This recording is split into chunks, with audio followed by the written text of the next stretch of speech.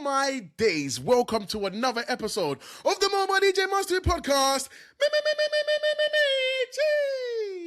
Yes. And guys, on today's show, we are doing a special today. This is a special episode, which means it's going to be a little bit different to your usual Mobile DJ Mastery listening. And today I have an illustrator on, and we are going to talk about a lot of things, wedding industry, business. But one of the reasons I wanted to bring Shannon today is that I want to talk about being a parent and running a business in the wedding industry, because it's not easy, man. It ain't easy. There's so much different things to think about when you're a parent and you're trying to run a business. Most importantly, when you're just starting out, it makes it it feels impossible. Especially if you are a female as well, I think it's even harder. But you know when I think it's super hard is if you're a single parent. If you're a single parent and you have a business and you work with weddings, oh man, you need to be in the comments ASAP, because we need to hear from you, because I want to know how you do it. So, big shout outs to all my parents listening, or people that are thinking of becoming parents soon. This one is going to be very, very, very insightful. So as always, strap in, buckle up, because we're going to go on a little journey into everything wedding business, parenting, and all that jazz. But before we get started, you know how we start the right way. Let's roll that sexy VT.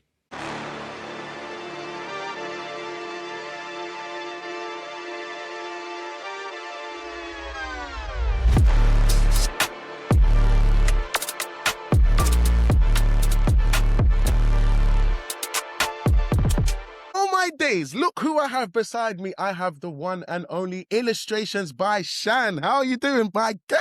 I believe you finally got me on it. Finally! Do you know how hard it's been to get Shan on a podcast? It's like, I don't want to talk. I don't have the... I'm like, you've been in the industry for long enough. You've definitely got some things that we can pull out of your head and some nuggets that you've got in there. From my brain. Yeah, that you probably don't even know exist, but 100% they're in there, and we're going to pull them out today, so it's all good. Okay, so guys, I have brought Shan on today to talk about illustration. So Shan is a wedding illustrator. If you don't know what illustration is, we're going to quickly show you this clip right here.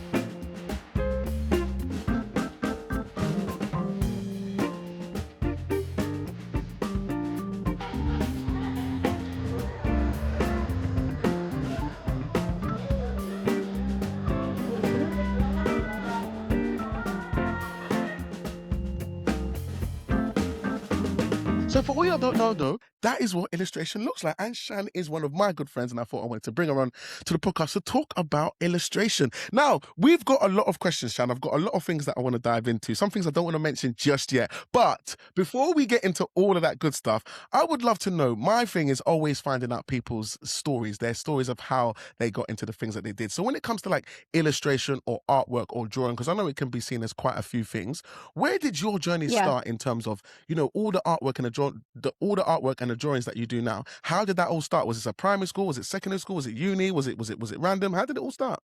I feel like I was drawing from a young age. Anyway, love drawing.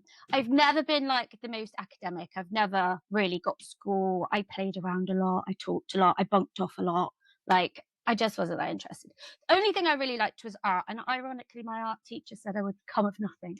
No way. Like, even the art teacher didn't even see the glimmer. Didn't even see the little...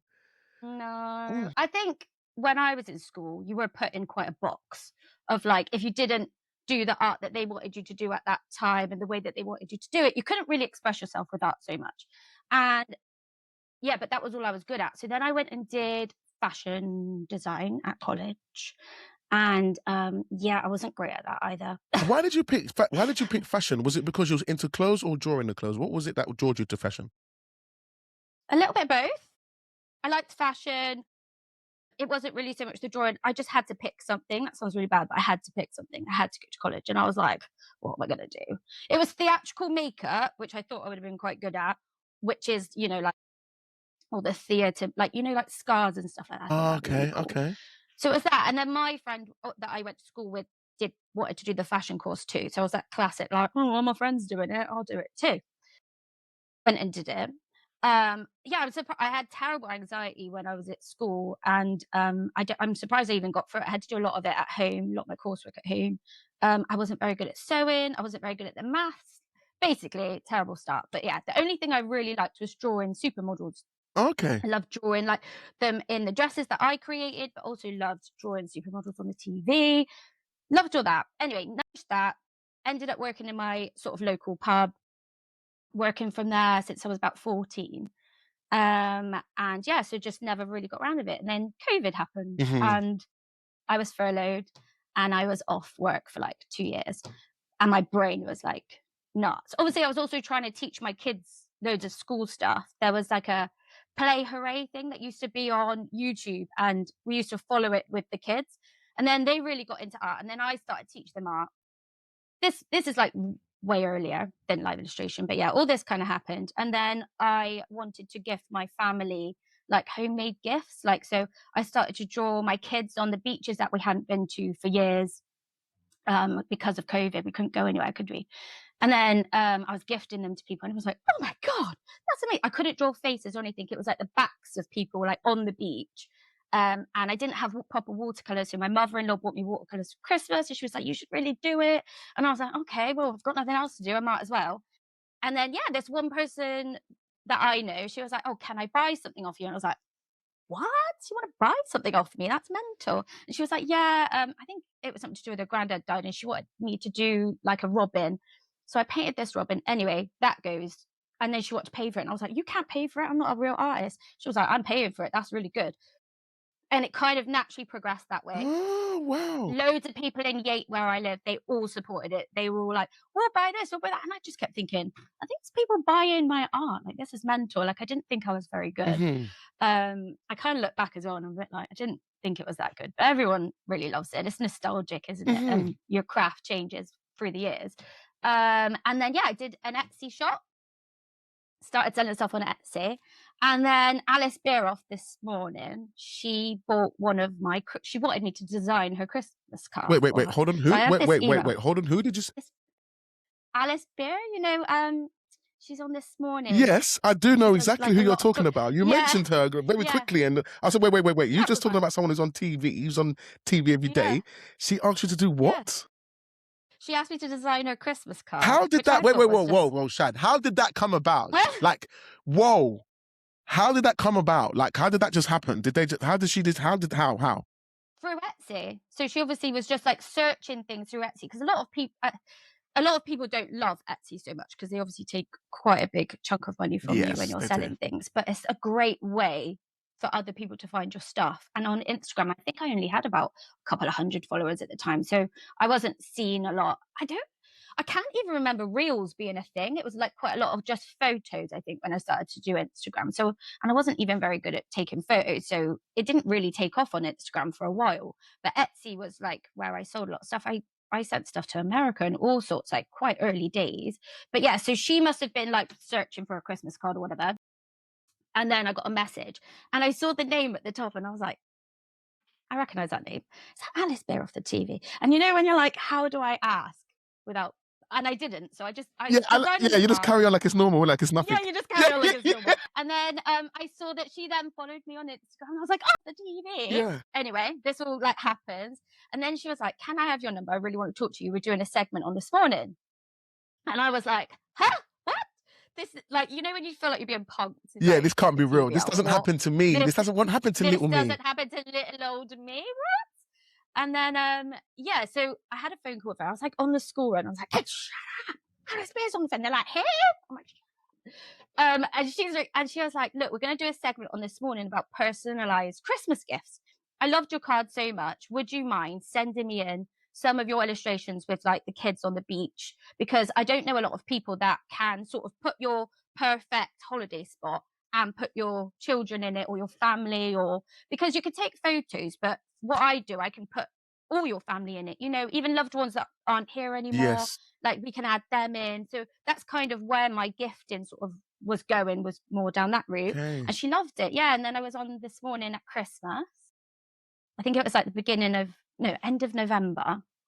And I was in London with the kids. I took them to Winter Wonderland. And I remember it being on the TV. We were all sat in the hotel room together. And I was like, That's my stuff. And then my phone blew up. Like, I was literally getting messages from everyone. My Etsy page, I was getting like, thankfully, I decided to like cut some of the so you can say how many you want to sell. So it was like you can sell Limit. 20. Yeah. Because obviously, but for me then, a bespoke piece of artwork probably took me like 4 or 5 hours to do. I can do it much faster now, but yeah, because I couldn't do it that fast. And then so yeah, loads of orders coming through.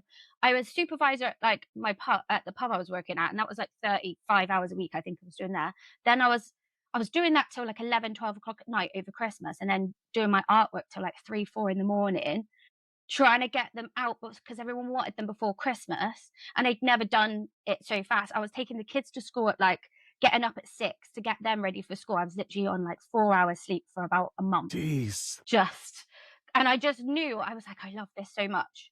You know you love something if you're only sleeping for 2 hours and being functional, and it didn't really matter about the money. Yeah. It was just, I was just so proud. I was like, oh my God. All these people want my stuff. This is brilliant. All these people want my stuff. This is amazing. Like, I just remember just being like, oh my God. And my kids were like, people are buying stuff from you. And they were so proud of me too. And it was so nice. Like, that I didn't care that I was literally like, the bags under my eyes, everything was just, I was barely trying to make tea on a nighttime.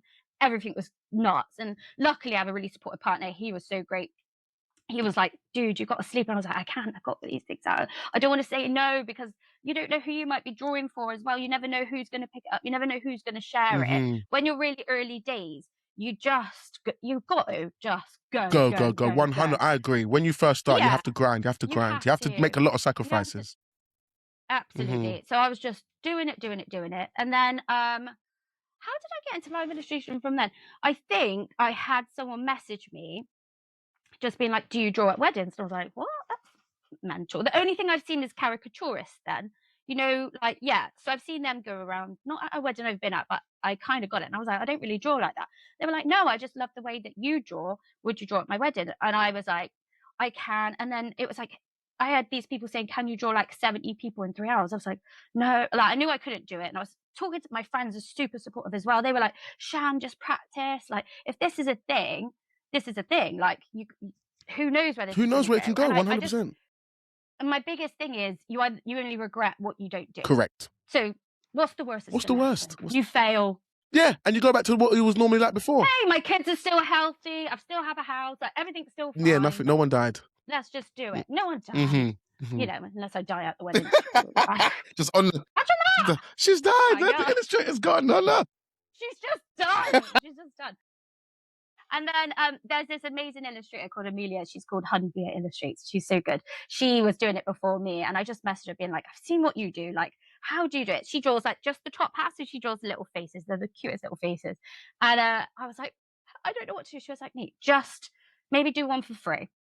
So I was like, okay, maybe, yeah, that's less pressure. Correct. No one's paying me for my art. Yeah. I'm going, and it's a kind of a gift for them. And I was doing some stationery for someone that lives close to here. So I just messaged her being like, can I come to your wedding for a couple of hours and draw your guests? And she was like, oh my God, that sounds amazing. Yeah, come along.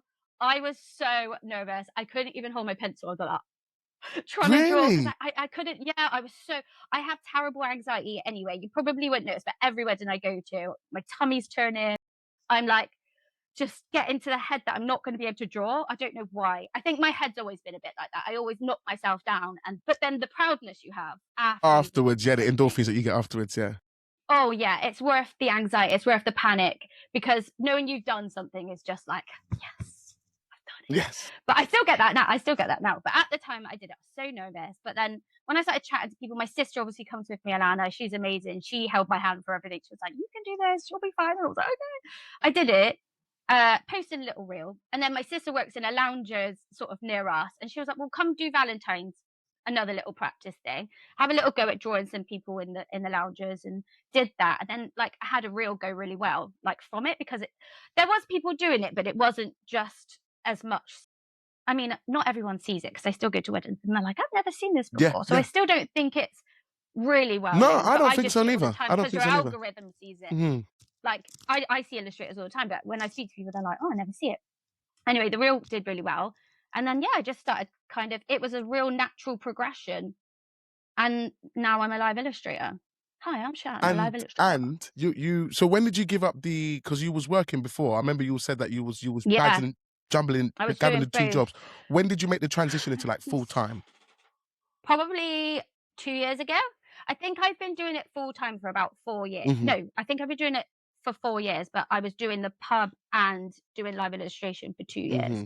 That was really It must hard have because been. obviously my kids were younger, and trying to juggle doing that on the weekend, trying to sort of sort to my work and be like, I can't work all the weekends because now I'm doing weddings. Hmm. And it was like doing all this back and forth. And I just had to make a decision that I'm going to have to put all my eggs in one basket. You can't have this safety of the pub anymore. You're going to have to do it because you can't give 100% to it because you're still, and you don't want to upset people by not being able to work where I was working. I didn't want to let them down. Also, he's one of my best friends that I work for. So I was kind of like in this predicament where I had to do it. Like, Hmm. I don't think I would have done it if I didn't think like this is going really well. Hmm. So I was like, do it. And it was the best thing I ever did Best decision. because then I was full speed ahead then. Also, I wasn't exhausted. Yes, And when you're because you not get a lot of exhausted, time you back can in it. do You get stuff. those 35 hours back, and it's more. And obviously, Yeah. with some of the work that you do, you can focus a bit more, and then that whole part disappears, and then it can just be like you're Yeah. saying. Now it's just your family. Once the family and the kids are sorted, then it's the business, and it's a bit more manageable in that Yeah. sense.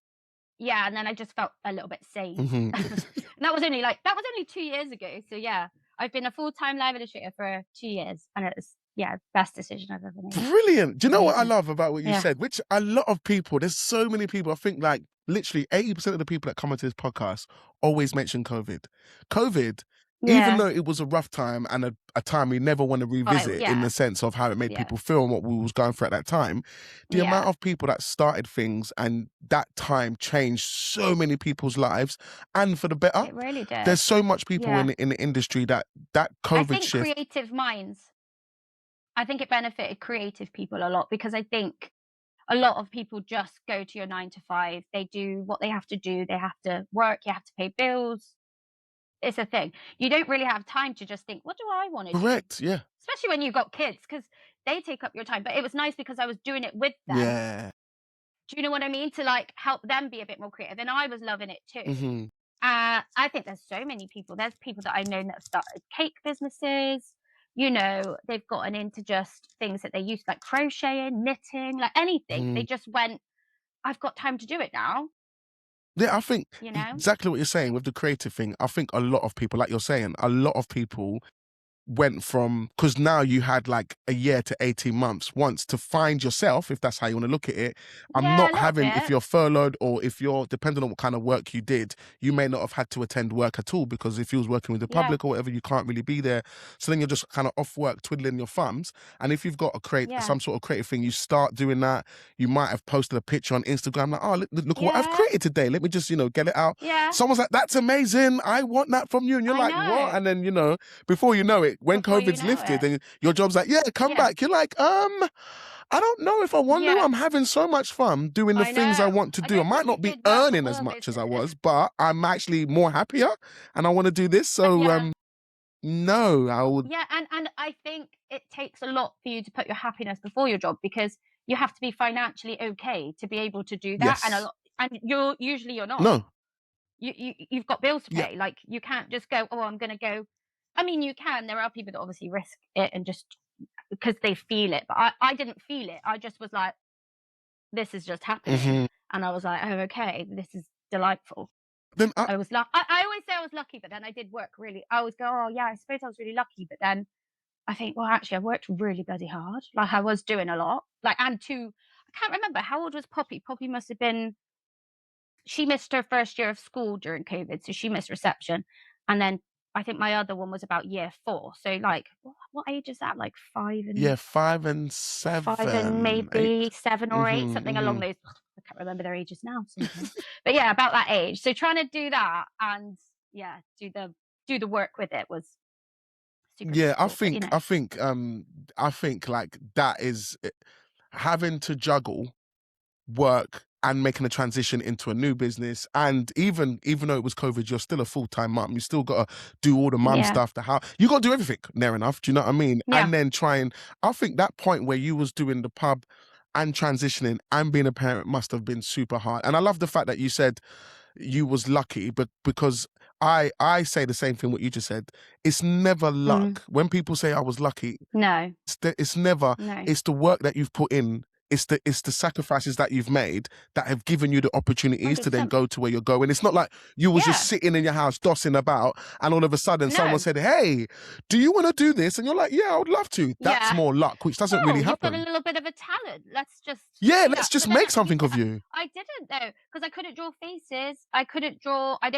I have definitely worked my craft and figured out how I like to draw people, how I want people to be perceived when they see my drawings, because I couldn't do any of that before. So it's still all right. You might have a little sparkling of luck or a little dust of sparkle to help you along the way. But it's all you, isn't it? No matter what you do. If you decide to pick up a guitar one day, no one's gone, oh, they're just talented, they can play music. Yeah. No, I put work actually, in. no, I was on YouTube every day, like trying to learn how to do it. It doesn't just come naturally. Correct. You do have to try. Yeah. But you have to be a little bit creative. Yes, definitely. You can't just be a copy and paste type person. It needs to be something that you learn and then you bring in your, whatever your flair is, and then that's what makes you unique, because that's a you thing. That's not someone else's thing. Yeah. And then that's what makes you different. Yeah, if anyone tries to do, like, you have people that try and copy and do things similar or the same, but they sort of come in and then they go. Yeah. Because you can't maintain it. Can't do the same. You can't maintain a pretend. No, because your own craft will always just keep growing and continuing because you love it and you put passion into it and you just keep going, whatever your craft is. But if you've gone, oh, I've seen that on Etsy or something and I'm going to copy it, you got to have the brain to keep, even you can have inspiration from people and ideas from people, but if you're just going to copy, you're not going to progress because you're just looking at what other people are doing. Yeah. And I always look at it as, if you're going to copy someone, you will never be the best at it. You will always be position 6 or 7. Like, you'll be the last every time. Yeah, the scrapes. But get inspiration from people. Oh no, 100% inspiration. I get inspiration from loads of people all the time. I love art. You can go and see art anywhere, museums, whatever. You might see something and go, oh, an oil painting. That gives me an idea to do this in an oil painting. That's not copying. You're just going, oh, that's really inspired me to do something different. And I'm going to do it my own way. People love it or they hate it. Yeah, 100%. So if we're looking at where things are now, Sam, if we're looking at like sort of like your work now, because you're full-time as well, where would you say the meat of or the belly of your work comes from? Is it recommendations? Is it still Etsy? Is it Instagram? Is it directories? Where would you say most of your bookings currently come from? I think it's Instagram, most of mine. Do you know what? I was thinking the other day, I do need to do like on my form page. Where did you hear about it? Yes. Because I actually don't know myself. I think most of it's Instagram. But I have a Hitched directory page, well. yeah, profile page. Like, so that helps sort of people search in the area. But I think it's mostly Instagram. TikTok, I am terrible at. It's really bad. TikTok is. I think your work would do. Is there a skill behind TikTok? Like, what is it? TikTok. Someone tell me. I'm gonna be honest. Do you just post and hope? Like, it's so weird. Yeah. At the start, you gotta just try. You got. It's like playing the lottery. You gotta buy a ticket and see what happens. You buy one ticket, it doesn't work. You buy another ticket, doesn't done a little thing. You buy another ticket. Oh, that didn't do too bad. You buy another ticket, and someone's like the new thing, and I'm like, I'm so old, I don't know how this works. My daughter literally helps me all the time. I'm like, how do I post on here? And I'm like, I thought Instagram was like the thing, but TikTok's the thing now, so I'm trying to do that a little bit more. Yeah, I think. Yeah, my Instagram has always, I think, been where I've got most of the messages, both the emails and stuff from. I think. So it's basically like self-promotion. It's you doing your thing, and people stumbling across like your work and then booking you through that. Yeah. Okay. Yeah, I mean, I have had people message being like, "Oh, I met you at so and so's wedding, or you drew me at so and so's wedding." I have that quite a lot. But yeah, mostly that. So I think when it comes to your work, what would you say is the most one of the best things about being an illustrator and one of the worst things? What would you say is? Let's start with the worst. We'll start with the negative first and end with the positive. So what is the one? The negative. The negative. Because there's always something. So for me as DJ, one of the things that I think is what I don't like doing is setting up gear. I don't like just carrying the speakers and setting up. That's not something that I'm like, yay! I can't wait to set up the speakers. Woohoo! No. Does it take ages as well? It depends on what package or whatever it is that they have. Oh, And then yeah, you've how got many some you people need. that want to go all out. And don't get me wrong, when the invoice comes, you're like, great. But then you're like, I got to set up the disco ball. I got to set up the photo booth. I got to set up the speakers. I got to set up all the lights and the up lights. And yeah, that's when it's a lot. So Yeah. that's why I'm so pleased that sometimes I have an assistant. But that's the part for me where I'll be like, that's the bit I'm not looking forward to. What part is inside the illustration world are you like, yeah, that part is not a bit of me? Mine's super easy to set up as well, because obviously I only have like pens and they set up the table for me most of the time, the venue do. So I don't have a big setup. Travel's quite hard. Okay. Suppose sometimes I can be like 3.5 hours away. Hmm. And most of the time we do get paid, we can stay. But obviously with the kids, it's super hard to be away for 2 Yep. days, because then I've got to try and get them taken to school and stuff. So that's really hard. The other thing can be guests sometimes. They can be a bit difficult. Not difficult. It's really weird, right? So this is going to almost contradict each other. So the best part is like the instant gratification you get for giving someone a piece of artwork, and they are like, oh, it makes a good reel as well. So anyone listening, if you want to do a really good reaction, it really helps. So it's like when they're just like, oh my god, you know, I've never served someone at the pub a pint and they've gone, oh my god, that's so amazing, and I'm like, thank you. I've worked all my life to make you this Guinness. Also, Guinness is really hard to make, so thank you. Like, I've never had that. And now people are like, holy moly, how have you done that? And I'm like, I don't stop. And I don't know what to do. I have to take the compliment, but I'm really bad at also taking compliments. So I'm just like, oh. And then my sister almost takes it for me. She's like, oh, don't worry about her. It's about me. So I took the photo, so it helps me deal with it, because I'm just like, this is mental. So that's the best part. I just love making people happy, and it is the cutest keepsakes. Like, it really, like, to get you're crying, to give people a piece of artwork is just not a shit piece of artwork, Yes, but like a really good piece of artwork.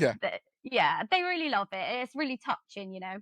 But also it can be when you have a guest that is just like oh, this gets me. They'll be bold and they'll go, oh, you've not given me any hair. I'm like, dude, you've not given me any hair. But I'm not a toupee service. Yeah, like you don't have any hair, sir. Like, you want me to draw something that doesn't exist? I have to tell them that they don't have any hair. Like, excuse me? Oh, you're right. They're all so shocked. I've just found out. Luckily, most of the time they're like, wives or whatever are like, dude. And I'm like, you want from me? It was a picture. I've drawn the picture. I'm not making things up. This is what you look like. As a cartoon. Like, I'm not. It's super awkward. Or they'll say like, I'm not that fat, am I? Well, you are wearing a 5XL shirt, my man. Or it might be the 3-piece suit. I don't know. It adds £10. I don't know. Speak to your tailor. Do you know what I love about that? This is the insights that people will never hear about, because all we see, like I said, is the like, say, when I've seen you work, all I keep hearing is when they come from the wedding breakfast or they're passing, they go, oh, they can't wait to see theirs. Like, oh, where's mine? I'm so excited. Like, and you're like, no, he's coming. And like, okay, I'll come back. But you can see they're super excited because they can see some of the ones that've already been developed. And they're like, oh my God. You're like, yeah, yours is, I'm doing yours now. And sometimes they're just watching you do theirs. And like, I know. But then it's funny that they're like over my shoulder, like watching. And then for them to turn around and be like, dude, you've done me bold. You're like, well, you are. Okay, do you know what? Let me just put I'm going to put an afro on you. How's about that one? Here we go. What hairstyle are we going for? Like, what do you want? Do you want to be ginger? Do you want to be brunette? What do you be? So, like, it's just a little fashion illustration. It's not like a caricaturist, you know, where they can... I love caricaturists. I think they're hilarious. You know, when they go like to town on you. I just think there's this one, I can't remember where she's from, but she's on Instagram and she's like the worst, like the best, but like the worst. So takes all the worst points. Maximizes them, innit? Me. People always think that's me. They're like, oh, are you a caricaturist or a face painter? I've had that before. I'm like, no, I'm not here to do your face. But they're like, oh, are you a caricaturist? I'm like, no, I'm sort of like a fashion illustrator. And then they're like, oh, okay. You know, like the nervousness. And I kind of get it too, because being drawn, I suppose, you'd be like, oh, how is she going to draw me? What's she going to do? But I always think, because I'm a bit more of like fashion-y, I'm like, well, it's not meant to be exactly like you. It's meant to be a version of you in your best suit, in your best dress, on one of the most special days of someone's life. 100%. But yeah, if you're bold, I'm sorry. Quick question I've got for you, Shan. When it comes to those Yeah. types of guests, would you say it's more males you get that from or more females do you get that from? Males. Really? Every time. Every time. Yeah, women are, I don't know, maybe I'm a bit nicer to women because I have drawn women from like my fashion. Yeah, from your fashion world with the dresses. It is a lot more. It was a lot more women we used to draw. I had to really learn to draw men. But when all the men are wearing suits, pretty similar suits, super hard to draw them sort of fashiony, but like looking like they do, but looking good. With a woman, you can kind of add hair and stuff, and you can kind of do things. So usually, most of the time, women just they love it. Or that their partner will be like, "Oh, I haven't got any hair." She's like, "I look fabulous. I don't care what." Don't know about you, mate, but mine looks great. About you. Yeah, you're out. But it is mostly men. I don't know if there's more insecurities. Well, once again, who knows? In my world as a DJ, when it comes to guests that are annoying, guess who wins on that one? It's the females, not the men. No. Yes, because when it comes to requests,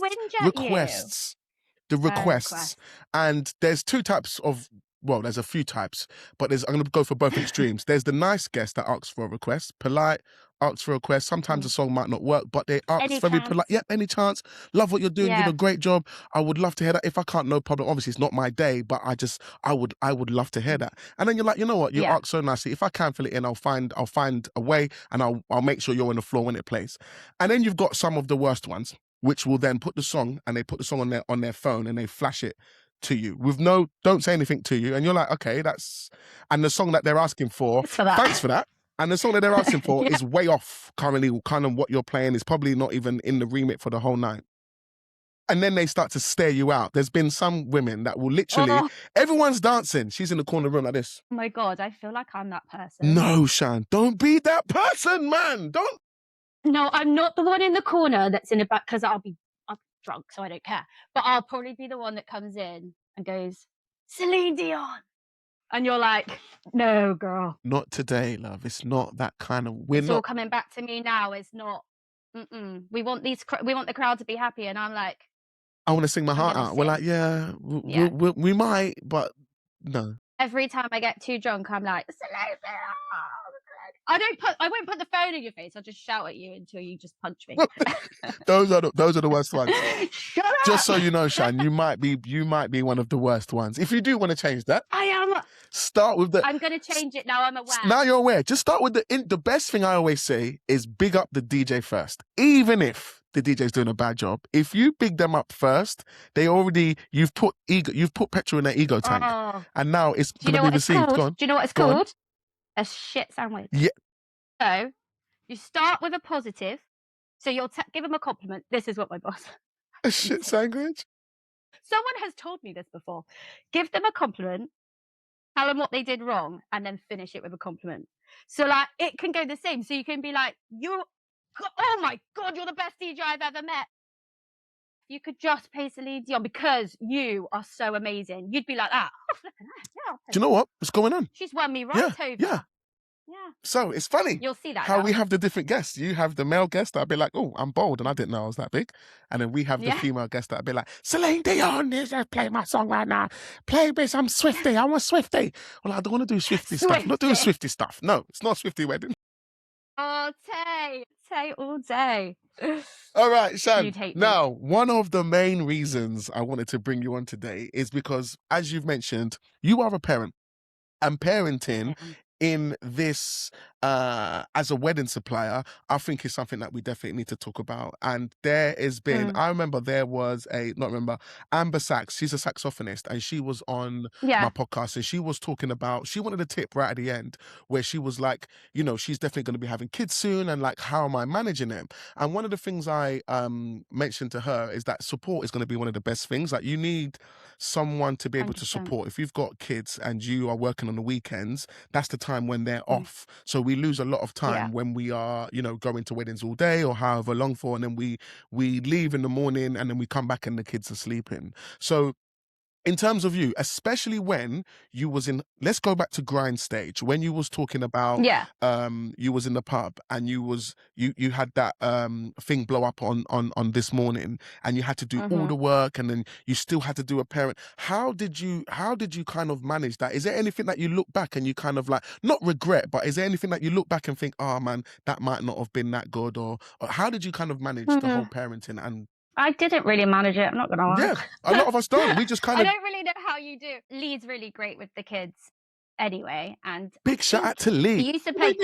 Shout out to Lee, he's really good. He did used to play cricket on a Saturday, and I never made him quit cricket, but he decided that he was kind of done with cricket.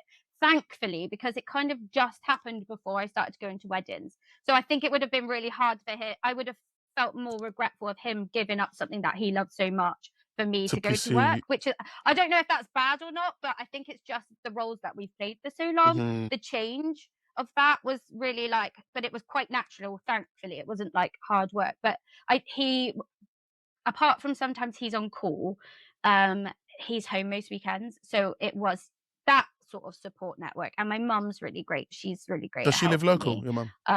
Yeah, Nice. all of our family live local, and yeah, we've got family all over where we live. Mhm. So we've always had a really good support network with that. And I felt like I was a bit, even though I worked at the pub and stuff, it was mainly night times. Mhm. So I was at home with the kids in the day, or when they went to school, I was kind of doing the housework and doing all that kind of stuff. So it kind of felt like really right for me to start working a bit more when they were in school and stuff. I never really felt managing it was really, it was hard, but it sort of naturally happened. So it wasn't that bad for me. It was hard. I was tired and stuff. But I do think a support network, it would be really hard to try and do both Without, without a yeah, yeah, support yeah, yeah, network. yeah. I think without a partner, or even if you're a single parent, to have a mother or to have help along the way. I think that doesn't really matter if you're working or not. Having a support network with Yeah, kids is correct. makes everything so much Much more easier, easier. What's 100%. that saying? Is there a saying like it takes a village To to raise a child. raise a Mhm, child or something? mhm. Like you can only do so much on your own, and I'm a bit of a control freak in that way, like as in like I always do all the washing, I always do everything, and I had to like be like, okay, I'm gonna have to trust that other people can take care of things Mhm. now, like for me to go. But I would have said if the kids were much younger than they are now. So mine are now 14 and 10. Whoa, So wait, I hold on a find it. second. 14 and 10. We said Mm. earlier, you said, oh yeah, that makes sense. So I've done Yeah, I've, so I've it's done the probably like mathematics, and 4. it's just give them some extra Yeah, years. it's probably like, yeah, I was like, did I? Yeah, 14 and 10 Yeah. now. So it has been a gradual progression for this. So they are a bit used to me not being around in the summer holidays so much. Mhm. But I always, so the first year, I totally forgot to take any holiday for myself because I've always put a holiday form in work. I didn't even think, I'm just buzzing to be taking bookings. Buzzing, booking, amazing, booking. Yeah, Wah! go, And I go, was like, go. I've got all this work. I've got no time with my family. no time in August, they're off for the summer holidays. My partner still works, so it's like trying to sort out childcare and all that. And the first year, the guilt was huge Yeah, for me yeah, because I yeah. just felt like they didn't have any time Yeah, with yeah, me correct. over the summer. And like I felt like, oh God, you see these things, it's like you only get like 18 summers with your kids and all this kind of stuff. So that I've been really good now. I make sure I book out a week of the holidays and then maybe 3 days in between. But it's mainly weekend work. So Lee's with them on the weekend and then I'm With with them on them the in the week. week. Yeah. Yeah, but like trying to have that family time where we're all It's together. so important. And So it's so important. difficult. And similar to yourself, I remember it was when I started doing a lot on Instagram, then things started blowing up for me. And similar to like what you're Mhm. saying.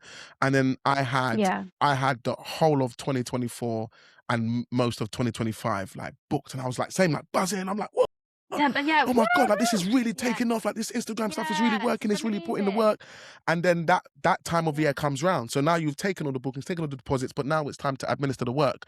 And then I started to realize, I remember there was this one line, and even now, my son doesn't say it that much, but when he says it, Yeah. it kills me. I believe him, Oh, it and we'll hurts your be soul. playing like Lego. We're building Lego. He loves Lego. I got him into Lego because I like Uh, creativity. I wanted to like inspire his creativity. yeah.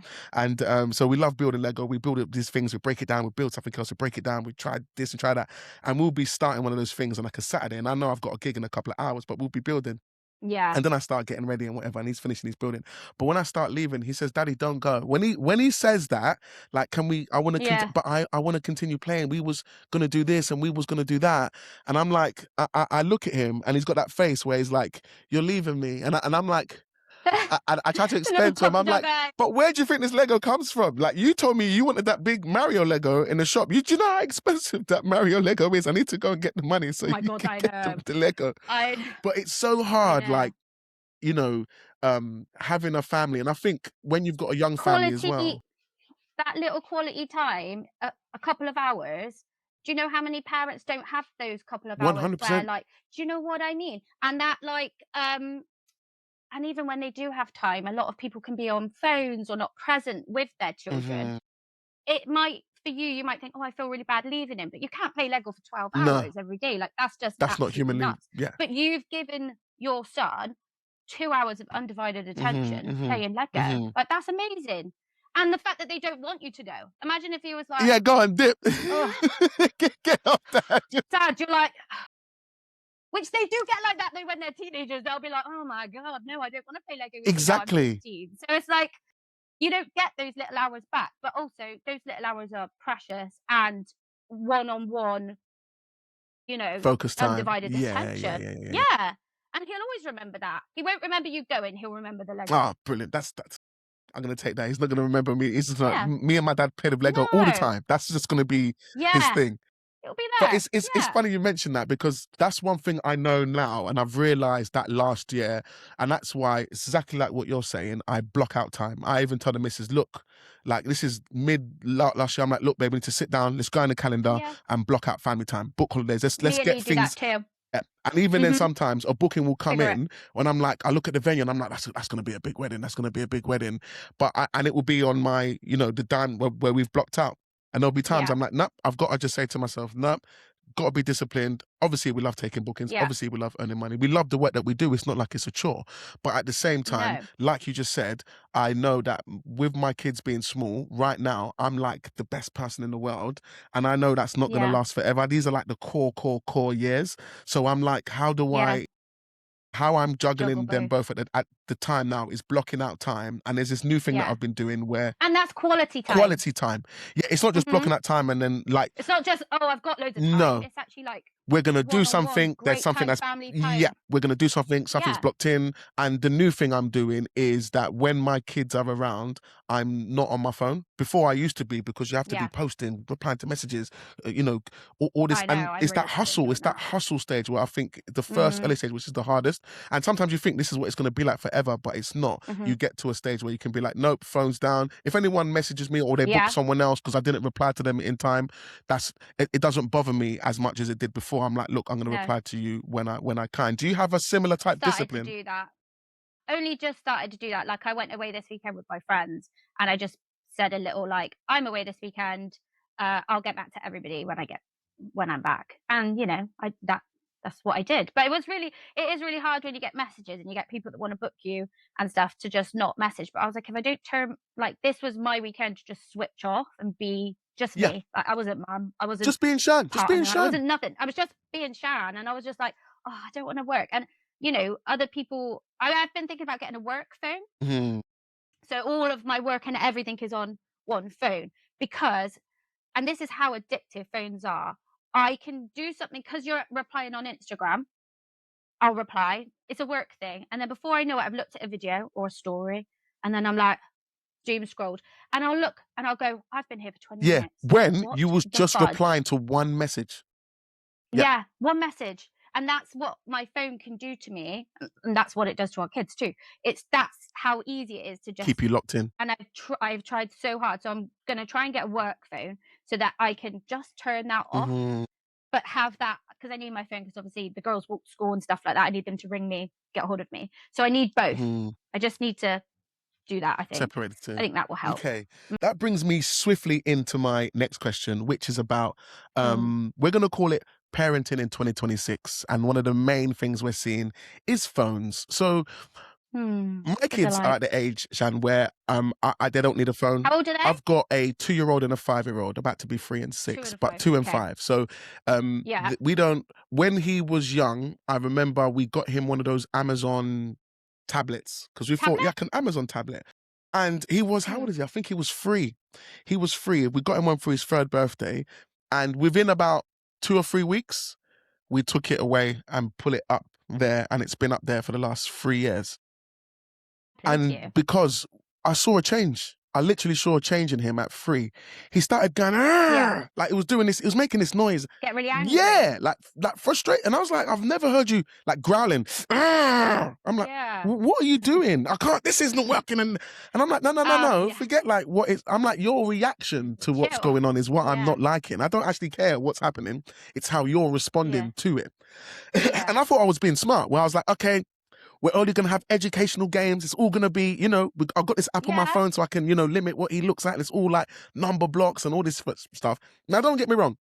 There were some things that definitely helped him with his maths and, quick moving and stuff like that. Yeah. But then there was some other stuff. I don't know if it was the games or what it was, but there was some other stuff where I was like, I don't know. I don't like how your attitude is changing. So we just kind of got rid of it. But we know there's going to come a point where you have to, not have to, but it might be time to introduce a phone. So with you as a parent who's further on, when did you sort of decide that would happen?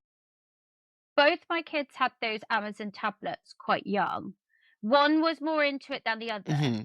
I think the younger one, I think Poppy was just not that really. She was like played with it a bit, but she wasn't. Whereas my older one was like really addicted to it.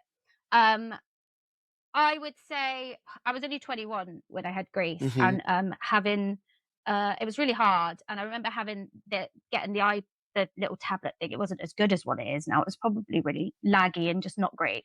But I remember her playing with it a little bit and doing things with it with her. But she's always had that.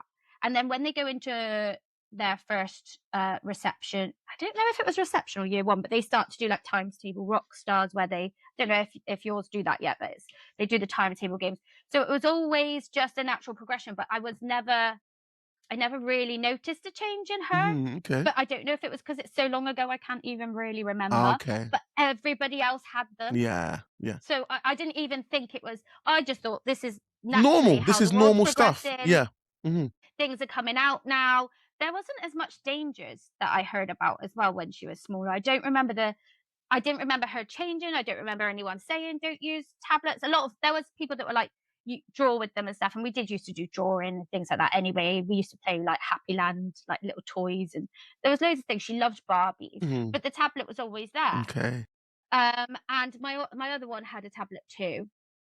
The phone, she got given a phone when she was 9. Got given? Was that by you or by someone else?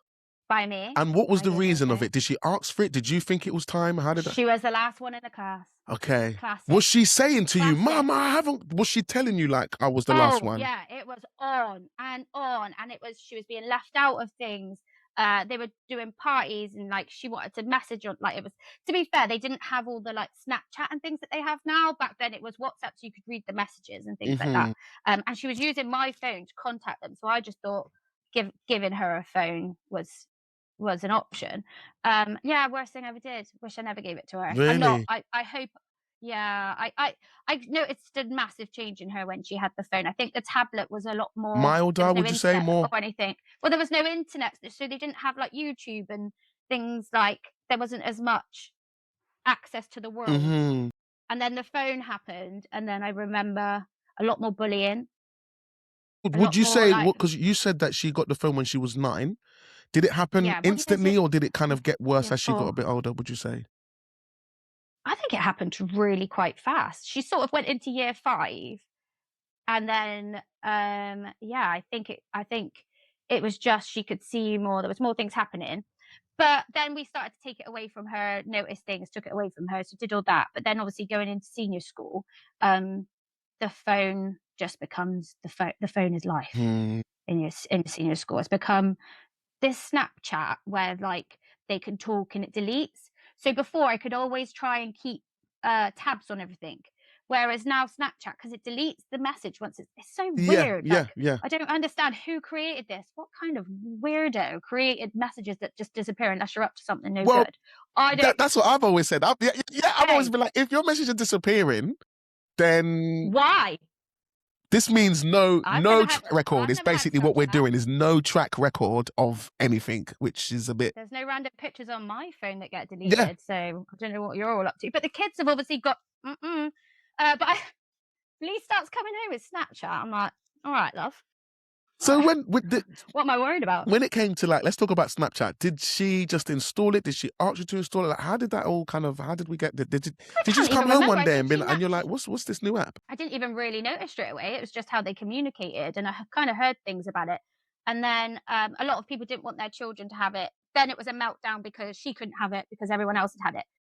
Then I tried to go through this whole. She's actually a really good kid. She's super honest and super like trustworthy, and just gives me no attitude in that. Like, she's just a great kid. Hmm. And I just remember thinking, I'm gonna have to trust her with it. Okay. I want to try and be open with it. Yes. So this is before I've sort of seen all the new stuff that comes out, like what they can see like in the world right now. Like, this is kind of before that. This was more about, I just wanted to see if she was bullying, if she was being bullied, or that kind of same stuff that happens at school. And I just remember thinking, like, please, if anybody messages you anything that we don't know or anything you feel uncomfortable with, because I know it deletes, can you please come to me and show me before it deletes? Like, can we have this conversation if I'm trusting you with this app? Because I just thought I could fight it, but they can get burner phones and everything at school. They'll download the app on their friends' phones to go on it to see things. So sometimes there becomes a point where you're like, do I just trust that this is going to be okay? And she's going to be honest with me and she's going to know what's wrong and what's right. Because everybody else is doing it. I wish I was stronger. I wish I'd never given it to her. I'm more so now with my younger one. I really don't want to give her a phone at all. And she seems okay about it. Because I was thinking, because if I'm looking at my kids and I'm thinking to myself, if I was to do something like that, my youngest one will push back in terms of it's not fair. And he would have a leg to stand on. He'll be like, wait, hold on. Yeah. He had a phone when he was 10. And she's had these conversations with me too. So my younger one has been like, but Grace had one when she was 9. So Poppy's now 10. So we've done a year with her being like, Grace had one when she was 9. And we've kind of keep having these conversations. And even Grace has conversations with her about like, do you really need it though? Like, what do you need it for? So we did get her an iPad because she wants to do Procreate. So she's quite she's super clever, and she just loves graphics and all this kind of stuff.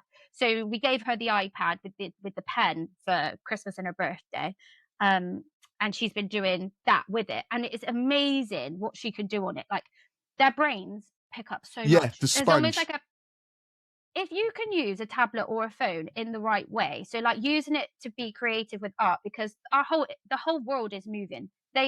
Grace has to do homework on laptops and phones. There's no getting away with it. No. You can, they have to have it. The hardest thing is what they're open to. So like, for me, like, you'll see what they've reposted or you see what they've seen, and it'll be like really thin girls saying that like, oh, I'm really fat. And then my child thinking like, oh, you have to look a certain way. All this whole manosphere thing, like, how men should treat women and how things, like, there's so much out there that like I've had to like that is changing the world. That's the bit I'm scared of. I feel like phone safety is huge now, and I don't remember it being like that when she was 9 when I gave her the phone. If I knew what the world was going to be like today, and it probably was like it anyway. Maybe I was naive and I didn't see it. But if I'd known, I would say to all parents, try as long as you can. Don't give them a phone. Don't let them see it. I mean, they did have that thing about social media being banned, but I think that it didn't pass or something. But I'm all for it being banned till they're like 16. Yeah, until their brains are a bit more. Because I think like obviously when we grew up, we never had those things. We never had access to just whatever. And I think like now you have, even though they're trying to change like the whole freedom of speech thing, but online freedom of speech runs, and people can say and do what they want. And if it comes across you, which is, once again, I'm going to say that I'm going to blame the algorithm. The algorithm will push things to us, especially with kids. And if they've seen one thing and they've sat on it for too long, so they've seen something that interests them that could be negative because it's something they've not heard Yeah. before, then it'll be something else they haven't heard before, something else they haven't heard before. And then there's a whole world that your child's looking at that you might not even know. Yeah, you might not even know. I've never even heard of these. The words they use, the things that they do, I'm like, what the hell? Literally. Why do I keep doing this to me? Yeah, because that's the new, Going, that's like what the does new that clapping. mean? That's like the new, yeah. And that's a new thing I've Yeah, seen in the man. last couple of weeks. It's the same like when the whole 6-7 stuff came in. So my son was coming back home with this 6-7 straight away. I'm like, okay, I'm an old boy. What's 6-7? Yeah, and I'm like, there's a guy on Instagram that teaches you like the words that kids yeah, use, to and keep he's you like, up to what's date. relevant? What's relevant today? 6-7, still top of the chart. How is this even a thing? My father-in-law turned 67 last week. Honestly, the kids were like 6-7, 6-7. How old are you? 6-7. A whole year of this. I was like, no, I think it's going out. I think we're clicking. Yeah, but that is another thing as well. They move so quick. So when we was kids, So a quick. slang term would come out or some sort of code would come out, and it would last a year or two. But now these things last a month or two. Like even there was this thing called brain rot, and he was playing this song, and I thought it was in a different language. I'm like, son, what is this? He's like, brain rot. This is brain rot. I was like, first of all, just the name of it I don't like. What did you say? Brain rot. Brain rock. Nah. Rot. Rot, as in like rotten apple, like something that's going off. Oh. So I was like, that sounds not that great. doesn't sit right with me. What do you mean brain rot? But I'm the type of person. I'm like, you know what? Before I judge, because I always try to remember when I was young, there will be some stuff I say to my mum, like, oh, mum, you don't even know what you don't, and I will just discard mum. You don't know. Yeah, you don't understand. I'll just move. You don't know. Yeah, you don't understand. I'm like 14. You don't know. Yeah, mum, you're just a granny. Just leave it. Don't worry about what this is. I know she was. Yeah, you're so old, mum. You don't know what's going on. I can't believe it. You don't. But I didn't want to be that. I was like, okay, I'm gonna try and be a bit different. So. And obviously, before DJing, I was a counsellor, so I worked with teenagers. Yeah, so there's a lot of stuff that I saw within social media, mental health, and all that sort of stuff. So I'm not going to say I'm super tuned in, but you know more. I know a little bit more. And one of the things I used to talk to parents about, especially when they was going head to head with their child, I used to try and book a meeting with the parent and say, look, one thing I'll advise is to get involved. So there used to be a dad and a son. They used to just be at heads all the time because he wants to play computer. He doesn't want to go out with his dad. Doesn't want to do nothing with his dad. And his dad was like, I hate that Xbox. I shouldn't have bought it for him. He smashed it before, and there was all these kind of things happening inside the home.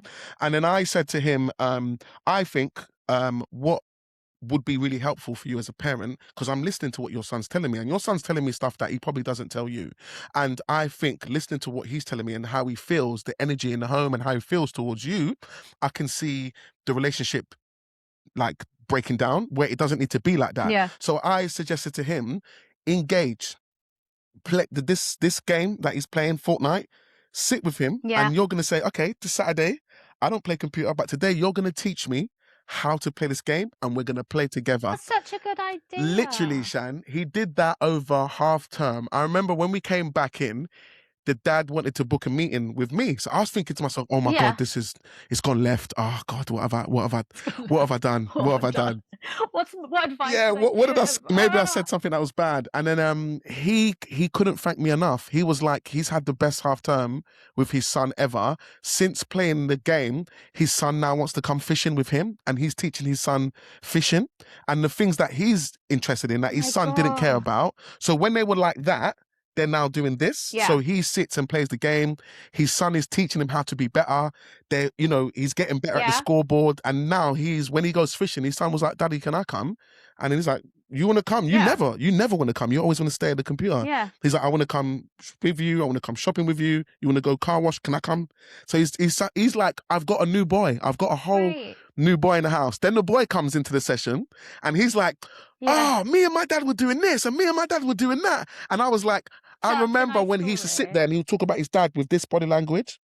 Yeah. But now he's talking about his dad like this. And then I remembered that. So I'm like, I want to try and emulate that same thing with my kids. So. And some arguments with kids, you win some, you lose some. Yes, of course. How far are we going? The world is changing. I played PlayStation like when I was younger. Exactly. Remember Sims? Yes. You ever played Sims on the computer, like building the house? God, I was so addicted to that game. I was like, I'm going to have a mansion one day. I'm like building this Yeah, I'm house. gonna have these house thinking, like, parties where people are you gonna come and know, they're gonna talk, and I'm gonna house be doing parties. this. And I've had 10 boyfriends today, buzzing about life. But I never paid. But I never played it with my mum and dad. Like, you just play it on your own, wouldn't yeah, you? yeah, yeah. And like, I was talking to my sister-in-law the other day, and she was saying like, "Oh, I used to love like sneaking into my brother, like my partner's room, like brother's room, being like, oh, should we play video games when mum and dad are asleep?" So there can be a bond with video games too. Like, it doesn't have to be totally negative. Like, 100%. it can be you both come together and you do things, and then you can do other things. Like Lee was saying, he played. They've got the Nintendo Switch thing, so they were playing like the bowling games and stuff on the Hmm. TV, but they were doing it together. Together. They had a lovely time. Hmm. Then afterwards they picked a film. So it's not like, oh, we've got to be outside all the time. Nature is and all that. You can still do things at home that involve what your kids like and what you like at the same time. Or an hour doing something you might not want to do, for them to do an hour something that they're learning to do from you. So maybe you might not want to sit there and play Fortnite. Like, I can't imagine me wanting to play Fortnite. But if it was the only way to get that bond, Bonding with your child, then maybe yeah, something then to do think it. about. And it's so nice to hear that actually they're not going to just still be on their games for like 20 hours. They're going to do it, and then they're going to want to do other things with you as well, because you've built that relationship with them. And I think even with that, I think, like, I know that won't be the case for everyone. Some people might hear that and be like, "Oh, that's No. great. Let me go and give it a try." And if you do, I hope it works out. But some things, Yeah. not it's different strokes with different folks and different people. But I think, like, similar to like what you were saying about, if you can try and stay off the phones, especially with this new documentary that is doing the rounds, which is called the Manosphere. Yeah. And it's got all of these Wild. podcasters. Okay, obviously, I'm a positive podcaster, guys. I'm a positive Woo! podcaster. Don't take me I'm not part of the down. manosphere, but with that whole manosphere Yeah. stuff, and it's like when we're saying about when you do have your child and they could be in their rooms for hours on the phone, we don't know what they're seeing and what they're being influenced by. And sadly, No. with social media and the internet, what they see, they just automatically believe. They don't really question, especially if someone's like an influencer. So when they're saying things, they're saying things like, "This is how it is. Women must be treated like this. We need to be fit. We need to be muscly and strong. We need to, and they need to do this and that." Yeah. And they're like, "Okay, yep, Yeah. that's what it is. All right, cool. When I go to school Yeah. tomorrow, I'm going to tell that girl, you do my work. You are the woman. You, Yeah. whoa, what is this?" What? Yeah, I think not. get called in. Can't even do my own work. Get called into parents' evening. Your son seems to be showing little bit traits of misogyny. Can we just talk about what's going on at home? And you're like, at home we're doing fun and rainbows and ABC, but Yeah. in the room they are watching things that are like seriously influencing them. So if we're thinking about like your daughter and some of the things that's making you say you wish that you didn't give her a phone, what things have you seen in the last year that maybe has really emphasized you thinking or believing what you said earlier? So it is what they see. What it is. You can go on like their TikTok, and you can see what they repost. Kids repost like 20 videos a day. It's mental. Like, they're like reposting things. So then I've gone through it before and seen a few things of like girls crying that they're not pretty enough, like that kind of thing. And then me thinking, oh, she thinks she has to look a certain way to fit in. I haven't seen a lot of like this manosphere stuff on her phone, but for me it's more like, how are the boys treating her in her class? Do they watch that? This is really awful, but the other day she was walking home from school. It would have been about like 3:30, and yes, so she's 14 in her school uniform. She walked daylight near a road, walking past, and these two boys were like, "Oh, she looks good to rape." What? Can you even imagine your daughter? Like, she rang me and she was like, "Mom, I don't know how to say this." She didn't even want to say the word because the vocabulary, like, this is not a word that we use or have heard. Like, it's nothing. And these two boys, and she thinks that they were maybe even a year younger than her, so maybe 13, use that in their vocabulary. And I'm like, how? I don't want to ever blame parents, because I don't know if the parents teach them these kind of words and stuff. But I'm like, after the Manosphere thing came out, I was thinking, do they watch things like that? And that's how they've learned to talk to women or about women. It wasn't even to her. It was like about her. And I was just like, oh my God, is this the world that we live in now? Like, they weren't in school uniform, so I couldn't report them. They'd gone by the time like I'd gone past. And And I also said to her, like, don't say anything, like, don't, like, you know, walk Yeah, don't past engage. that Yeah. comments like that. But that's the first time I've ever gone, like, I felt like, wow, things are really, this world is changing. The words that people are using is just awful. And when I watched that Manosphere thing, there was parts of it, this is so weird. There was parts of it where I was like, there are boys growing up without dads present. You know, mums are doing a lot of them on there. They didn't have dad, like their dads weren't around, so they didn't have good role models. And so I think one of them worded it like they were trying to be a good role model to all the other children that are on there or whatever, or not trying to, but you know, men should be this way. And it wasn't that bad that you want to be something for these boys that don't have Yeah. dads, but also like you really messed it up with what you were saying. I couldn't get my head round, you know, 90% of women are thick. I was like, my 10-year-old has more intelligence in her little finger than you. She's so clever. And I'm like, dude, like you can't be friends. But then they do it because they want you to click Yeah, it. clickbait. So they're making money off of it. They don't really care that they're torturing our little children's No, brains. They don't no. care because they're making money. Yeah. So they're like the worst kind of businessmen, Yeah, aren't no, they? they They're just are. out They there are. I think like taking our kids down. I don't know if if in years to come, because if things keep going the way they're going, like a lot of boys, Going well, too if we're talking fast. about the Manosphere, it won't be your daughter that's watching it. It'll be it's a male, it's male content.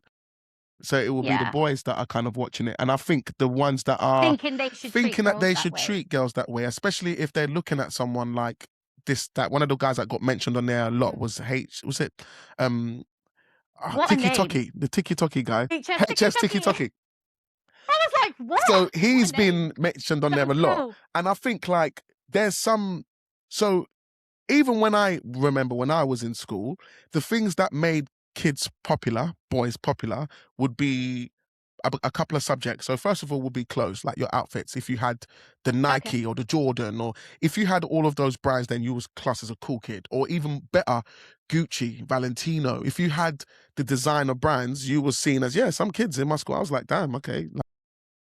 I wish my mum could do that. But anyway, so it will be clothes.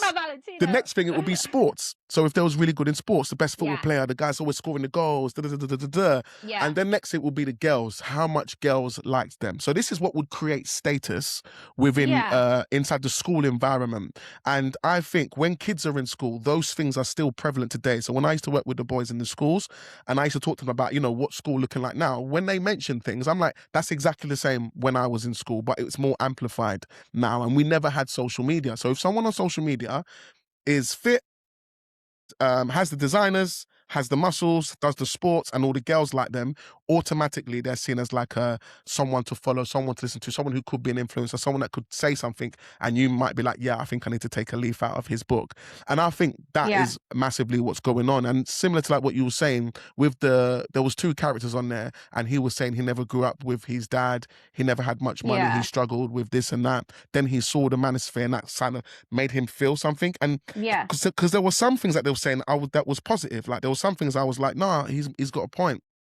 Yeah, there's a point. Hold on a second. I'm just going to try and get the focus back on my. Yeah, there we go. Yeah, so there'll be some parts where they'll say that they had a point when it was like, oh, you got to make something of yourself. Like, don't, you know, like get up and do things, like create something. And I'm like, yeah, those are the positive parts of the Manosphere space. Yeah. But then they've got some parts that are like, yeah, like make something of yourself. But the rest of it, I'm like, are they just doing it just for?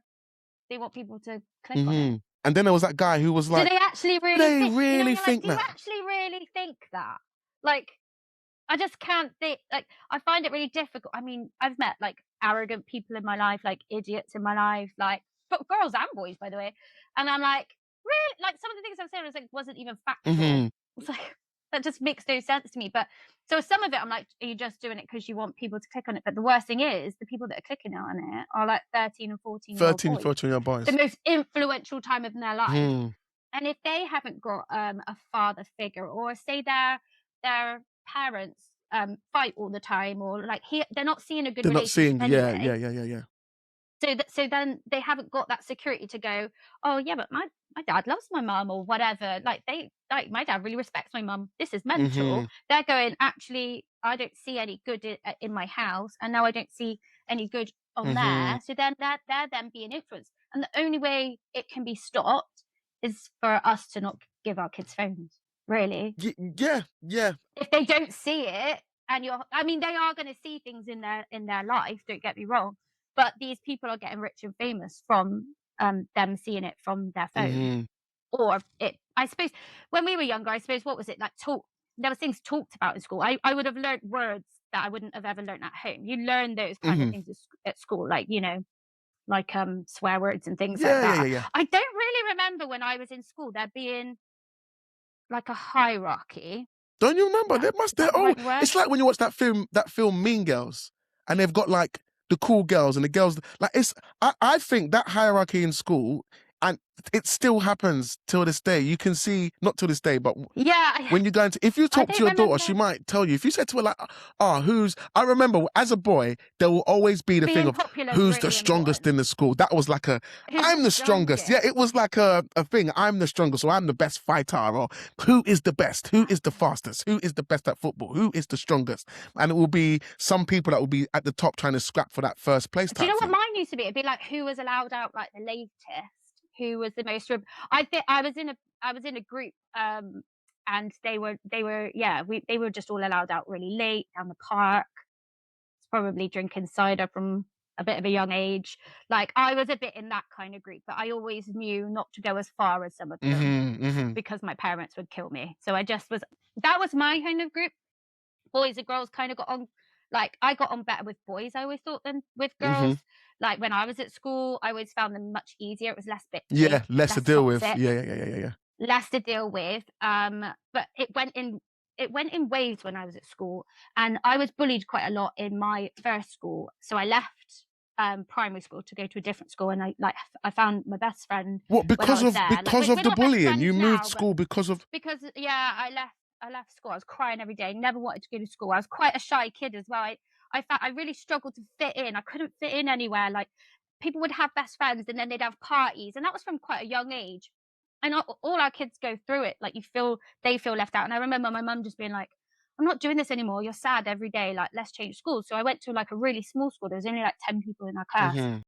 And I found my best friend, and she lived on a farm, and we used to go out. I'd stay there for like a whole week at a time. It was like a whole revelation for me. Then I had to go back to senior school with a lot of people that I went to primary school with. And my best friend at the time went to a different school.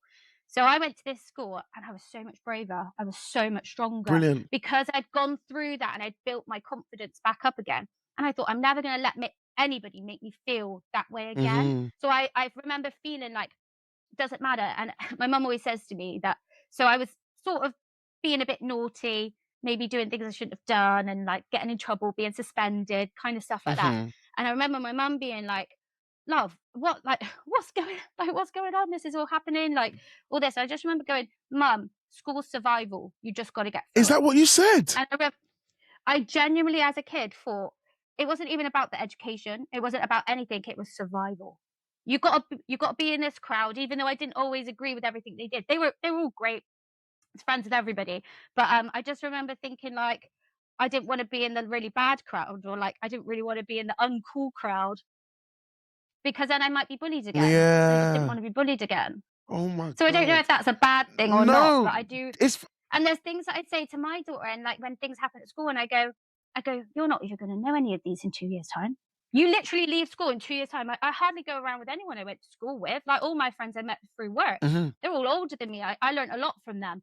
But it's so hard to tell our kids, like, but they see it too. It's almost like you've just got to get through 5 years of school. That's so sad. It's not like that is. I'm really enjoying it. Some kids do really enjoy it, but a lot of kids find it really difficult to fit in, and they've got to be a certain way, or you've got to have blonde hair, or you've got to have dark hair, or you know, got to do this, you got to do that, you got to, or whatever. Like there's so many different things, like whether you wear glasses, whether you don't wear glasses. If you change anything, if you change your hairstyle, people are like, "Oh my God." Yeah. Like there's just drama. If you're different, people don't like it, and then they see it as a weakness. I see it sometimes I see it as a strength as well, but in school, it's not. It's you're different, and instead of someone saying, "Wow, like you're really bold," I respect that. Which is what we do as adults. As adults, we look at some like when I see someone dressing in bright colors, I'm like, "Yeah, big up you, man. You are individual. You're doing your thing.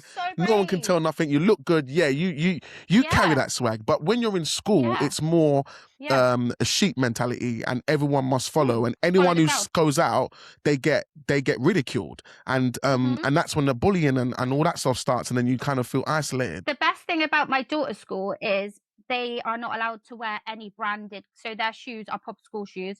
They have trousers or they have skirts below the knees. It's like a blazer. It's not a private school or anything. It's like an academy, so they have to wear certain things. No makeup allowed. I think my daughter wears some makeup sometimes because she gets acne, but she wears a bit. But if you dye your hair too bright, or if you do something too wild, like too many piercings, too much nail varnish, then you get sent home. So there's a way that you can express yourself if you want to, but then it's almost protects them a little bit from being different. But also there's no like, oh, I've got to wear my, if parents can't afford, like, you know, like the Nike black trainers that a lot of kids wear. I'm not sure what they are, like black Air Force Ones. They all used to wear them, especially when she was in primary school. It was like, if you didn't have them, if you had the fake one, you'll be bullied. Not a real tie. You'd be bullied for it. And it was like, at least now I don't have to worry about any of that. And parents that can't afford to buy all the new trends that come out, they don't have to worry about all that. So there is like that. I find that quite positive in her school, that they don't have to worry. But there's a negative that they can't be bold and different. Grace changed her glasses the other week, so she's gone from like a see-through pair to like a really dark turtle pair. And she was saying, like, "Oh God, these are like so different on my face." And I went, "So be different, wear them." I said, "They'll all be copying you in a week." I said, "But you might get people say, haha, what's that on your face?" It's probably just jealousy though, because you've got something new and they haven't thought of it first. You kind of got to try and be like, just be confident in the decision you've made. Also, people stop trying to teach a kid. This is really difficult, to be like, if you actually just ignore them or just banter back and say something back, they literally leave you alone. If you cower and let them say it, then they see that you're a target and they keep going for you. Yeah. So it's so difficult. Yeah, it's crazy. I think it's funny because I think like what you said there about survival, there will be some kids I used to work with, and when they're telling me about their school environment, and there'll be some things I'm like, yeah, because I will look back at when I was in school and say, okay, I get exactly where you're coming from. And there will be some I'm like, literally, that's what you're doing. Like you've got to survive school. Surviving. And it's not, obviously it's terrible because you're like, it's a legal requirement for you to go to school and get an education or whatever. Yeah. But if you want to go down that route, but the mindset of I'm just here to survive, I've just got to make it until I'm 16 and just try not have too much bad things go on, even though there will be some, because it's impossible not to be. I don't know if that was because I was a bit tortured because of like I was bullied, so I was a bit like, oh, I just want to get through it. I don't want that thing to happen to me. So I might already have been a little bit fractured from that. To have that mentality. No, but I think that what you've said is for a lot of people, believe it or not. I think because once again, when I was working in school, there was a lot of people, that's how they felt. They have to survive it, especially if you was not academically shining. Like myself, I wasn't an academic shiner. So therefore, I used to be like, so this is, I used to feel like this is going to be my best years, is going to be school. But when I leave school, I'm not going to amount to much, because the teachers used to say stuff like, oh, you know, you're not going to be anything. You can't focus. You can't do this and do that. And I used to be like, oh man, there's a chance that I'm not going to be much. I'll believe them, because I'm like, they're adults. They know more than I do. So if they say, oh, you know, you're not going to amount to much because you can't focus in class. I'm like, well, yeah, it's probably right. I'm going to not be much of a big person. I couldn't focus in class either. Sorry? I talked all the time. I couldn't focus in class either. Talked all the time.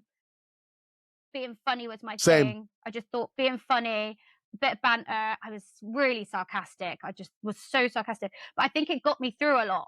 No one can be mean to you when you're funny. No. Yeah. You just bounce it back. When you're no one can be mean to you, especially because you've got a funny way. You can spin. Someone will be mean to you, but you'll say something back to them, which will make everybody laugh. And then they'll be like, yeah. And then they're like, oh my God. And then they learn, don't come to me with those smarky comments, because I will send it back to you and I'll have everyone laughing, to the point people are like, oh, do you remember what Mandela said to you yesterday? Yeah. He was so funny. And then you feel like, Yep, see? But Thank you. then that person's now never going to be saying anything to you in a lunch hall. They're like, and once you figure that, it's so much easier to keep going because you're like, I'll just keep making jokes or be silly or be funny, and those things happen. But you got to get to that point of confidence to just go in with it. And then when you get that, you're like, yeah, I got it. But then to be fair, my kids' school, they're actually a really good year group. They seem to be really into like their grades and like doing really well, which can be a lot of pressure. So Grace finds it really difficult. She has to have like a maths tutor, which we go through every week because she got really upset because she just wasn't achieving what everybody else in her class was achieving. So there was a great point of like, I'm so glad that everyone wants to be achievers, that it wasn't like that everyone's just survived, like just getting through school, as in like drinking down the park or not caring about their education. Because that was more me. I was like, I didn't care about education. Like they don't care about me. They weren't trying to help me. So I was just all about friends, going out, having a great time, being funny and doing all that. Whereas I'm quite glad that education is quite important to her, because everybody, like all of her friends want to be like really good at stuff. Like one wants to be like a lawyer, one wants to be this. And I was like, oh, it's really You've good. got good influences around her. Who your kids surround themselves with is way more influential than what we say now when they start to turn 14, 15. It's who they hang around with. And you just got to hope that they've got good friends around them and everyone supports each other and all that. But I can see the negative side, as in if you're not academically doing well, there's also a lot of pressure because if everyone's around you, it's like A star, they haven't even tried, and you're like, oh, I'm pushing for a D here. This is so hard. Scratching for a D. I'm scratching for a D. Like, this is difficult. But I'm like, oh, I don't know. It's a bit of both, isn't it? Because I try and teach them to be creative and do all that, because if you academically aren't getting it, there should be things in schools where arts. I think my daughter's doing photography in one of her GCSEs, and they didn't have that when I was in school. I don't remember photography being there, and she wasn't going to do it, and I was like, oh my god, yeah, do photography, how fun's that? Like, even if you don't become a photographer, it's not about becoming, to know how to use a camera and to be able to take pictures of sunsets when you're on holiday, or learn that. I'd rather you learn that than something that you're never going to use. Algebra. Which one? Someone message, tell me who is using algebra in their adult life. Weeks. The amount of things we learned, that was a way. I'm like, what is that? When am I using that, sir? When are we using that? I just did it. I feel like I should have asked at school and been like, what's that pi thing? I remember when I said to one of my teachers, Shan, I remember when they introduced algebra and they said, hey, they introduced a letter. They put a letter on the board, and I straight away went, whoa, so what are you doing? He says, I said, yeah, that's exactly what I said. I said, sir, we're not in English, which is maths. We do numbers. He says, no, we're going to do and I remember we had a bit of a to and fro, because I was saying to him, mathematics is numbers. We have a calculator, and I can show you the calculator. And as you can see, there's no letters on there. So why are you putting a letter on the board? Because we're going to learn algebra. I'm like, what's algebra? If algebra's got letters, I'm like, that's not mathematics. We're doing something else. Like, you're not. That word's never even been in my vocabulary. Algebra. Who says this? What are you doing? What? I remember getting sent out for questioning, like, why are you introducing letters in maths? Y plus N plus something equals Yeah, C. what do you mean? I'm like, what's Y? Is that you got? I'm like, no, but you've put 3 times Y equals. I'm like, but what's? There's a letter. You can't get a number and a letter and have an equation. It doesn't. Anyway, that was. But anyway, if anybody's used that in their later life, yes, let us know in the comments, man. Let us know in the comments. When did algebra come in handy for you? Because we need to know. Also, in the comments, let us know if you are a parent. Let us know, with all the things that we have spoken about, what are your thoughts? What are your thoughts on Manosphere? What are your thoughts in terms of what age should we be giving kids phones? From your experience, or just from what you believe? I think some of the stuff that you guys mentioned will be really, really, really, really interesting. So it'll be good to know. It'll be really good to know.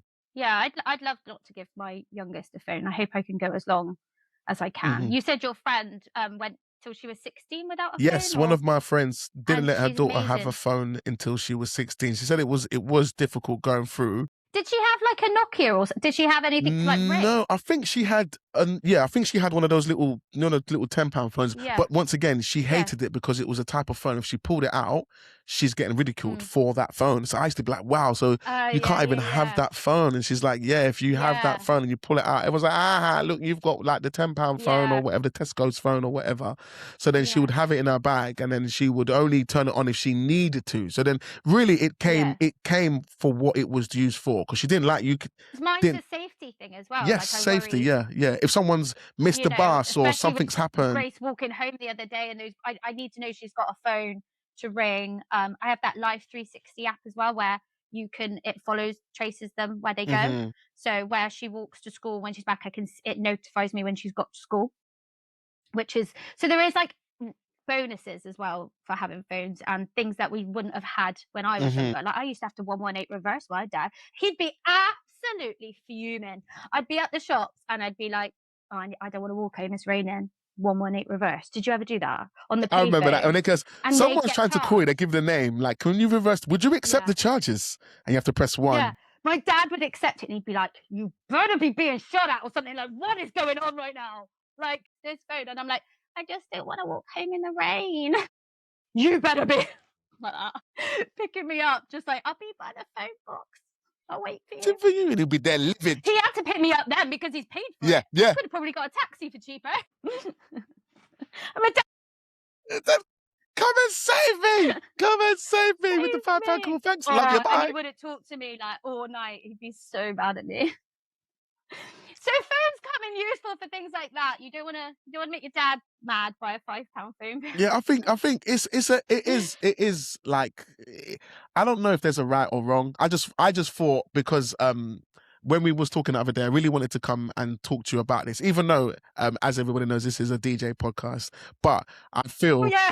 it's a DJ Sorry, guys. podcast. But I did feel that in terms of the industry and the work that we do, it's definitely something to talk about, because being a entrepreneur, being self-employed, being a business owner, and having young Mm, children is something that needs to be discussed, because I believe that I see certain things within my kids, especially with the busyness of working and giving away your weekends. And this is another thing when it comes to yeah.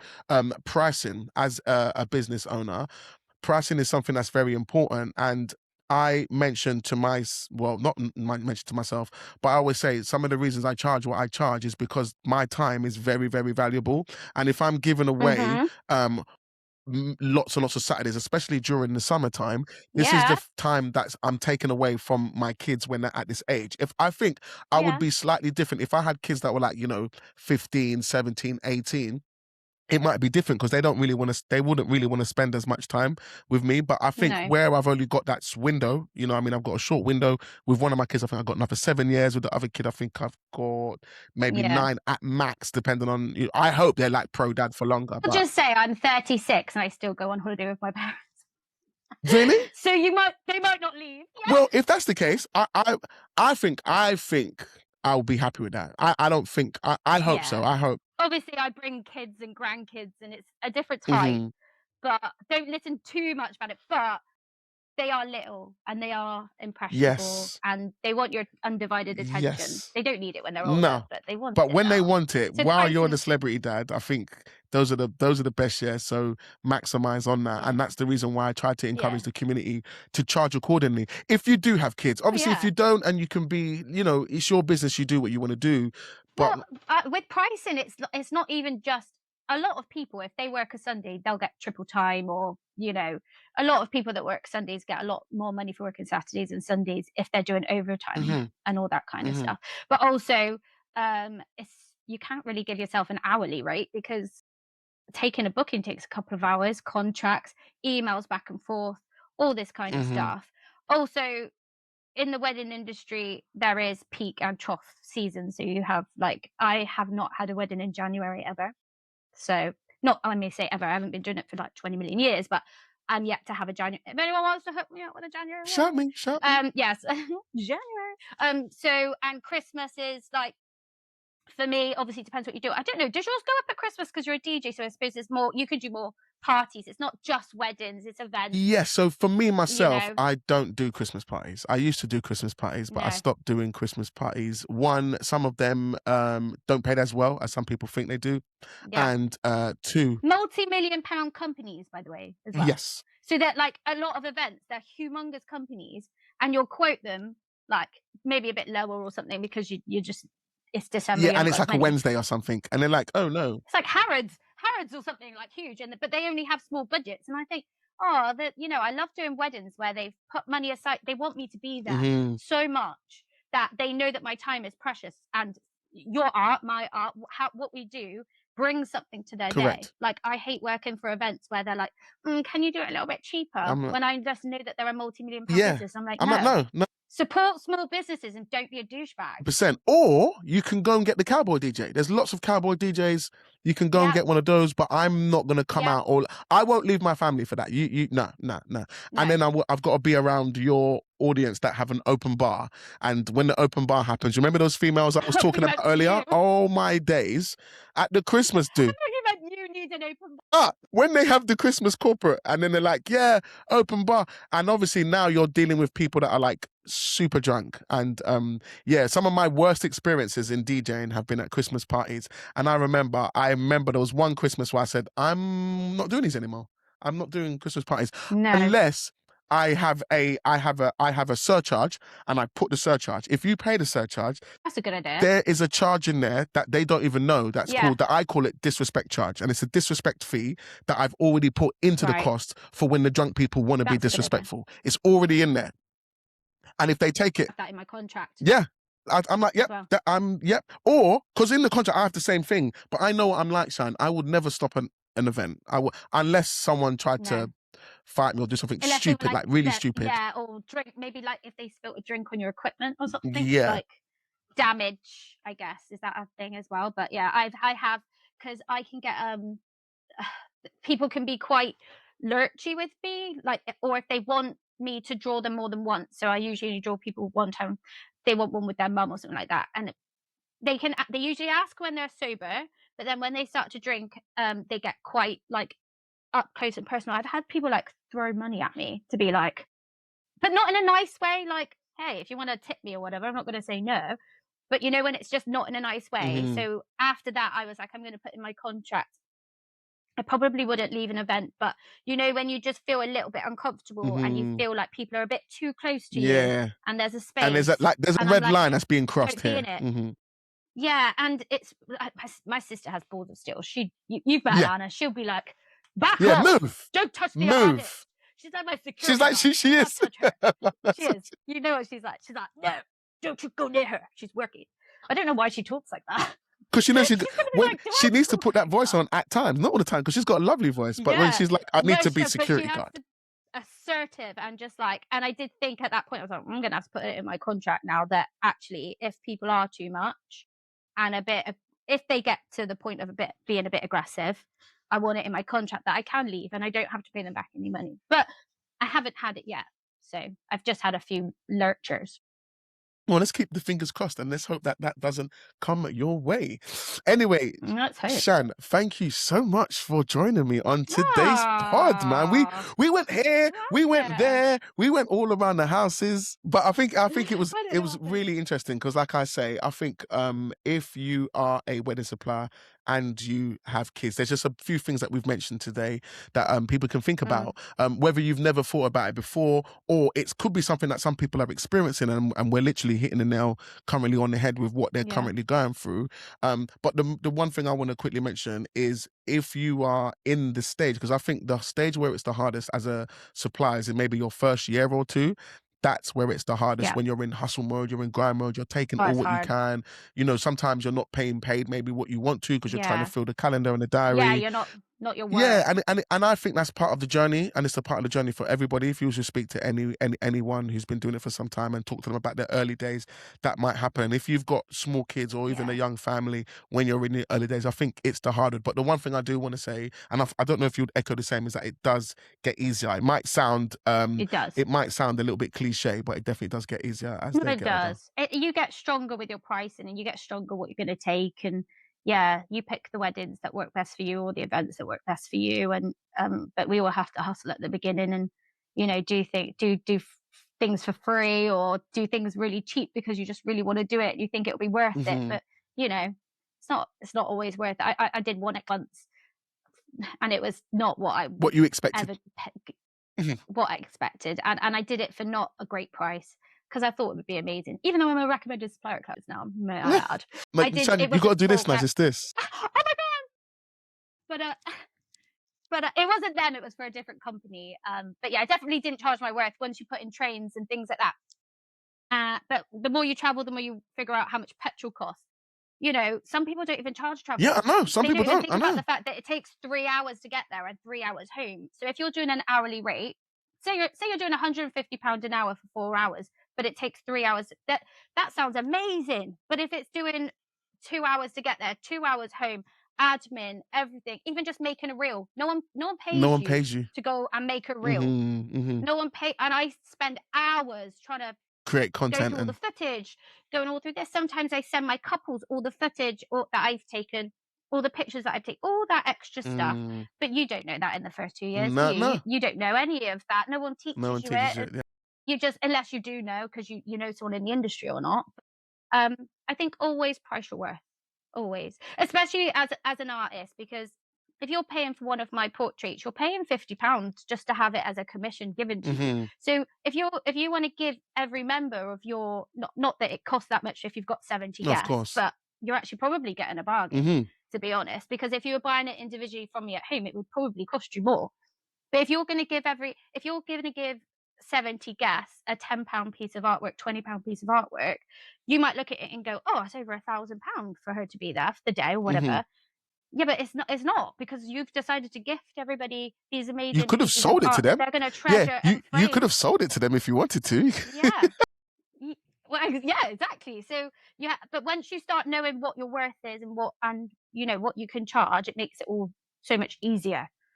And it makes it you get stronger and make better decisions for you and your family as well. Like I said, make sure you take I don't work any August bank holiday weekend because me and my family do a festival, and it is the one I find hardest to say no to, but also the easiest. Yeah, because I know what you mean. Yeah, it's bank holiday weekend. Oh my god, I have so many requests for bank holiday weekend. I could have made so much money, but I'll never make back those memories when we go to the festival and we camp and we're all together listening to music. So, but I wouldn't have done that in the first 2 years. I wouldn't have gone. I would have just done it. I would have took the weddings because I was like, money. grandstands. Yeah, now I'm like, no, I just want to spend time with you. They're like, oh, Ma, go make it rain. Oh my god. Shan, is there any last words you would like to leave to our listeners? It could be about anything at all before you shoot. Is there any last words you would like to leave them with? I apologize that my voice is really high pitched. You can't what, sorry? I said I apologize that my voice is super high pitched. It's actually not. It's actually Is it no. not? Your voice ain't really like that. You haven't really got one of those peaky voices. Is it really Bristolian? No, it's really. I think it's casual. I think it's normal. When I hear it back, I'm gonna go R. See, my R is like that. R. My R's. No, I have nothing to say to your lovely listeners apart from hope you enjoyed our little chat. Yes, I think they did, and they will let us know in the comments. And please do head into the comments and let us know if you got any. Well, I know you did. And what do you agree or do you disagree? This is a conversation that me and Shan had about various different things. But one of the main things I wanted to talk to Shan about is the parenting. When you are a parent and you're a business owner, it's not easy, but there's ways, and it does get easier if you are in that space. Anyway, do it. Make sure you do it. Get involved. Don't be shy. I have left all of Shan's contacts inside of the description, so you can have a look at her Etsy page if there's something that you would want to buy, or a personalized card or art or anything like that. And I've also left her Instagram, because if you want to have her booked in January, she's going to be taking bookings in January because she doesn't do much work in January, but you can have, because that's what she said. Don't tell everyone, but I'm there for January. Woo! We can still make it rain in January. We can still make it rain. We can make it rain. Oh, Shan, thank you so much for joining me on today's pod. Wait, look at us. They're going to cringe so bad. Show them this clip. If they see this, one, they're going to be like, Mum, did you say a swear word? Two, they're going to be like, really? Really, Mum? Really? Is that what you was doing on the podcast? I can't help it. Guys, make sure you like and subscribe wherever you are watching it, and remember to leave a review, man. These podcasts take long to do it. It would be great to leave a review, whether you're on Apple or if you're on Spotify podcasts. But other than that, guys, same time, same place, I'll catch you on the Mobile DJ Mastery podcast, and we'll catch you same place, same time next week. Cheers. yes. 6, 7. 6, 7. 6, 7.